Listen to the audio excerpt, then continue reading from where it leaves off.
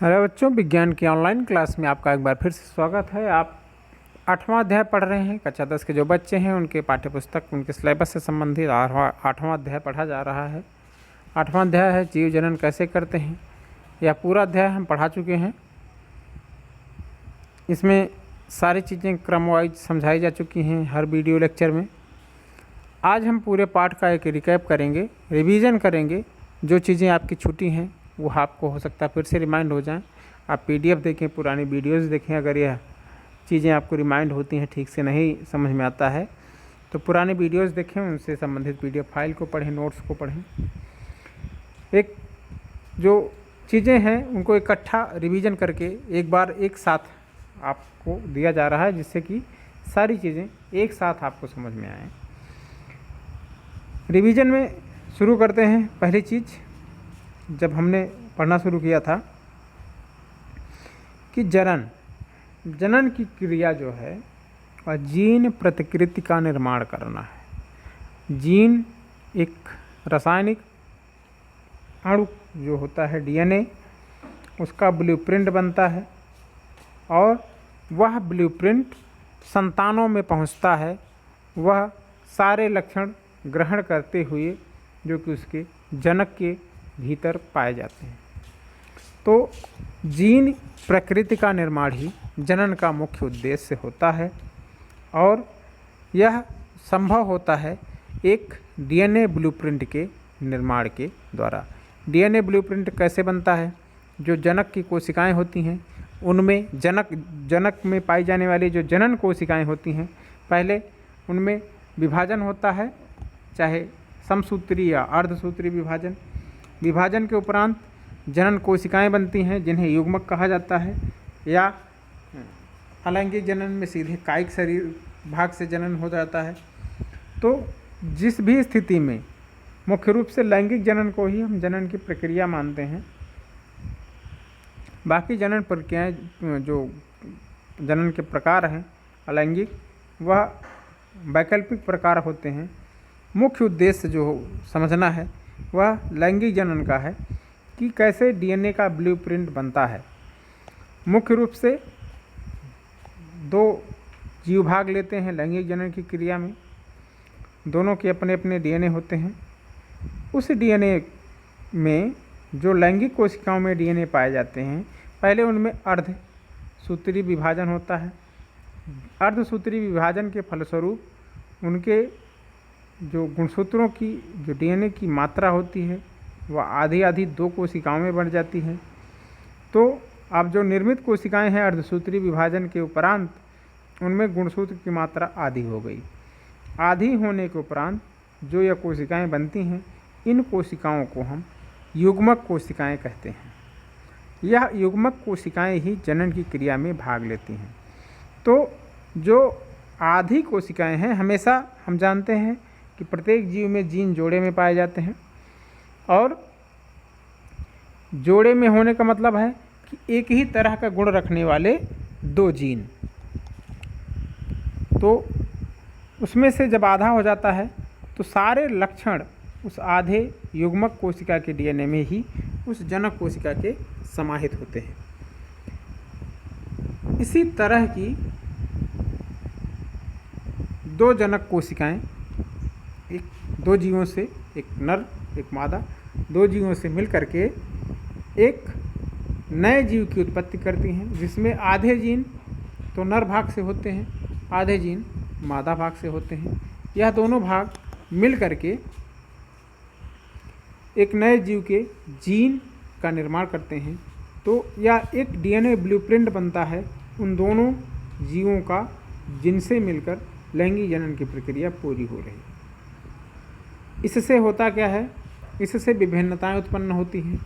दोनों तरह के अलग अलग जीवों के जीन के मिलने से विभिन्नताएं उत्पन्न होती हैं, और विभिन्नता का महत्व यह होता है इससे नई नई जातियां उत्पन्न होती हैं और विभिन्नताएं बढ़ती जाती हैं और विकास का क्रम चलता रहता है।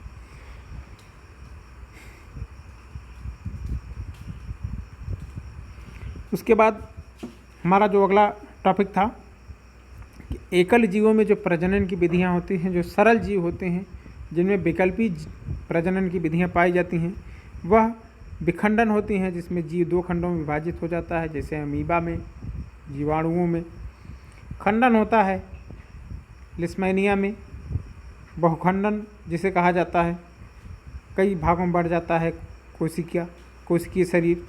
और उसके बाद पुनरुद्भवन होता है, नई कोशिका विकसित हो जाती है किसी भाग से, और वह जो है उसके किसी अगर हम टुकड़े को काट दें तो वह फिर से विकसित हो जाता है। यह पुनर्जनन कहलाता है। ऐसा प्लेनेरिया में और हाइड्रा में देखने को मिलता है। और इसके बाद मुकुलन होता है, मुकुलन हाइड्रा में दिखाई देता है। कायिक जनन होता है, कायिक जनन शरीर के किसी हिस्से से होने वाला जनन कायिक जनन कहलाता है। कायिक प्रवर्धन के बाद बीजाणु समासंग होता है, जिसमें एक जो सिरे पर कोशिका होती है वह बीजाणु समासंग का निर्माण करती है, जैसे कि राइजोपस में देखने को मिलता है। और स्पोरेंजिया कहते हैं जहाँ पे बीजाणुओं का निर्माण होता है, इसके बारे में हमने पढ़ा। और इसके बाद लैंगिक जनन, जो महत्वपूर्ण जनन की क्रिया है, उसके बारे में पढ़ा गया कि लैंगिक जनन की उपयोगिता क्या है। सबसे पहली चीज़ कि लैंगिक जनन से ही विभिन्नताएं उत्पन्न होती हैं, और विभिन्नताओं से ही नई नई जातियों की उत्पत्ति होती है और विकास का क्रम आगे बढ़ता है। यह कैसे होता है हमने यहाँ पे इस पे चर्चा कर ली है। उसके बाद हमने पढ़ा कि पुष्पी पादपों में लैंगिक जनन की क्रिया कैसे होती है। जो पौधा होता है, जो पुष्पी पादप होते हैं, उनमें जो जनन अंग होता है वह फूलों में पाया जाता है, पुष्पों के भीतर पाया जाता है। और उसमें जो नर भाग होता है वह पुंकेसर कहलाता है पुष्पों का, और जो मादा भाग होता है वह स्त्री केसर कहलाता है। अगर दोनों तरह के भाग, नर एवं मादा भाग, एक ही फूल के भीतर हैं, एक ही पुष्प के भीतर हैं, तो उस पुष्प को हम द्विलिंगी या उभयलिंगी कहते हैं।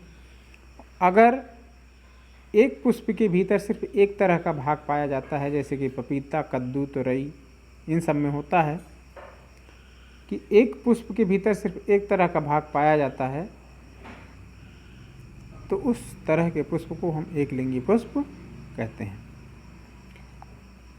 यह जो जनन भाग होते हैं उनमें जो निषेचन की क्रिया होती है, वह जो पुंकेसर है वह नर भाग कहलाता है, स्त्री केसर मादा भाग कहलाता है।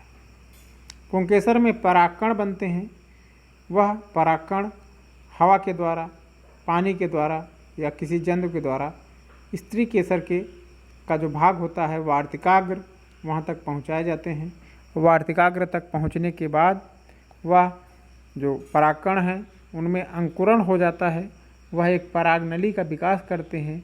वह परागनली नीचे की तरफ जहाँ अंडे होते हैं, अंडाशय पाया जाता है स्त्री केसर में, उसकी तरफ बढ़कर एक परागनली का निर्माण करते हैं। परागनली के माध्यम से वह परागकण जो हैं पहुंच जाते हैं युग्मक कोशिकाएं अंडाशय तक।